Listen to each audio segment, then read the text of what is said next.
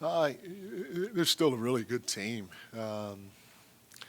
They have guys that experience winning a championship on their team. They have a championship coach over there that knows how to get it done. They've played without certain pieces on their roster before, and they're going to play hard. They're going to share the ball. They're going to shoot a lot of threes. It's still a really good team at the end of the day that's extremely well coached. What's the status for Josh and Cat? They're game time decisions. Yeah. Has Josh had a chance yet to play full practice yet, or? He's practiced. Yeah. Is he scrimmaged, or you guys not really scrimmaging? We don't really scrimmage. I think we're playing 4 and 7 nights or something like that. And but he's had some contact. That's what I wanted to ask. Oh yeah. He's had contact. Yeah.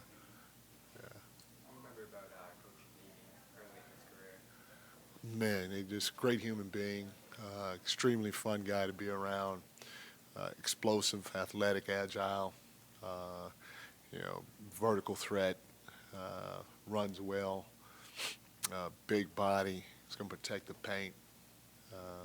He's just a good young player, and we missed him a lot when I was in Sacramento, and he wasn't there. Mike, Go ahead, Fred. That was very nice of you. Yeah, you guys. Oh, same outlet. Oh, okay. Okay. That doesn't count, though. I'll take that back. During the preseason and these first few games of the regular season, Yeah. it seems like teams are crashing on the offensive boards with an aggression, like schematic aggression throughout the league, Yeah. like they haven't in a really long time. And 8 years ago, 10 years ago, it was like teams didn't want to crash the offensive boards because they were worried it was going to hurt their transition defense, and that seems to be less of a concern now. Why do you think that the trend is happening to such an extreme right now, and how do you think it's going to affect the league? It's happening because teams are having success with it. They understand that this thing is about a possession game because everybody is so talented offensively, and you just got to try to find ways to generate more possessions. On top of that, the spacing is a lot better, so everybody is excuse me, further out. So when the shot goes up, there's more room to crash, But it started a while ago. I know we started experimenting. I started experimenting with the team when I coached the Nigerian national team. I talked to the New Zealand national team head coach at the time was really, really big into it, and he used to call it tagging up, and there's a real art or science behind it. So we talked to almost everybody on their staff back in the day about it to get pointers, and we never went that dramatic with it, but we took a lot from it. And I know a lot of G League teams now are experimenting with crashing everybody, and it's showing a lot of positive results, and that's why it's trickled into our game. Mike, kind of an off-topic question. Obviously, the news with the gambling stuff that's been going on. With the what? With the gambling and everything Oh. that's been going on. Do you worry that this is something that could become more common as gambling continues to grow within the All that stuff's above my head. Is something that I don't feel like I'm privy or intelligent enough to talk about because it's a lot of this and that I don't know about. It's not something that you would talk to the guys about or anything, the players to avoid or anything. You assume that they know all that stuff, right? No, I know that it's a league matter, and the league has programs for the guys, and I think our team does too. But me, Mike Brown, I'm not the teacher in that area.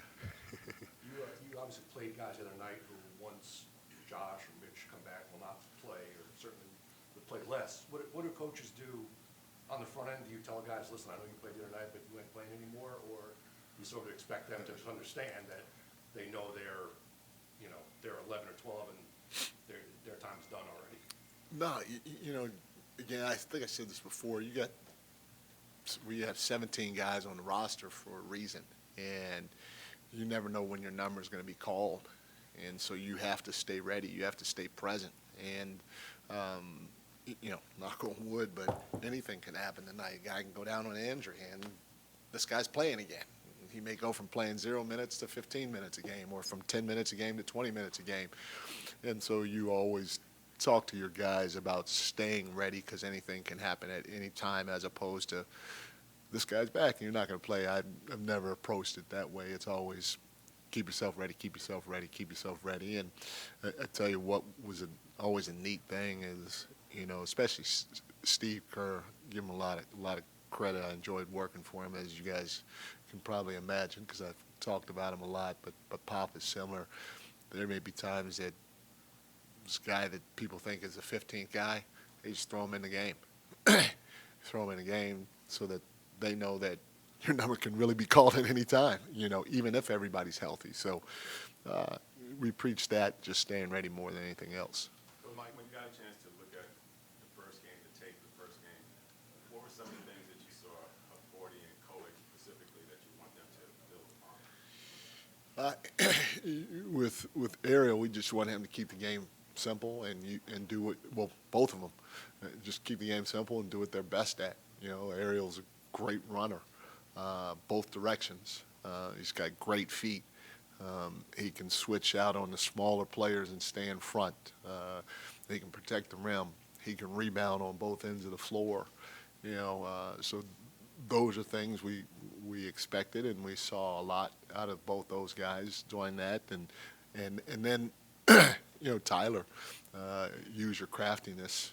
Get his strength is getting into the paint. Touch the paint, make a play, whether it's for yourself or for your teammates, and then defensively, keep doing the little things. Keep being tough defensively. Keep sticking your nose in. Keep trying to keep your chest in front of the ball, and playing with some sort of physicality without sending people to the free throw line. And when that shot goes up, you got to hit somebody. You got to box out. And whether you get the rebound or not, it doesn't matter. Just box out. So, just a lot of little things that are already in their wheelhouse that we expect them to do. You saw on the film. There's been a bit of a trend too. It feels like the last year and a half, teams picking up 94 feet or close to it. You guys did it a lot against Cleveland. Is that just to combat the pace of today's game? Is there more to it than that? Why do you think we're seeing so many teams kind of exert that much energy into that? Yeah, I think a combination, a couple things. A is you want to try to run some of the time off the shot clock, so you're not necessarily doing it for a steal. You just want to turn the basketball 2-3 times before it gets to half court. So now teams are entering the offense with maybe 17 on the clock instead of 20 on the clock. And then you just want your opponent to know, hey, I'm going to be here all night, and you're going to have to work a little bit harder for what you're trying to do than what you'd hope for. And then I think lastly, you do it to change the tempo a little bit. Sometimes you want to try to speed the game up, and if somebody thinks they have an advantage on you because you're picking up full court, maybe now they go down and just abort the play, and it turns into a one-on-one. I'm going to get a shot up and score on you because you're picking me up full court show. And so there could be a lot of different reasonings behind it. I'm sure other coaches have different ones behind it. We like to do it, especially for guys that may or may not play a ton of minutes. Hey, if you're going to be out there, empty the gas tank. If you're going to be out there for 4 minutes, 6 minutes, you can empty the gas tank in that amount of time and come sit on a bench, get your breath, and go back out there and do it again when your number's called. That lineup that you finished with McBride at the 2 and Cat at the 5, what did you like about that? Could we see that earlier in the game? Everybody on the floor shoots it at a pretty high level at range. Everybody on the floor can go make a play for themselves or for their teammates. They all got to be guarded. And then, defensively, a lot of interchangeable parts with guys that are used to guarding the ball, and quick and all that. So it just gives your opponent a different look than the traditional big lineup. You guys won't going out on the road. Do you expect Mitch to be on the trip? Yes.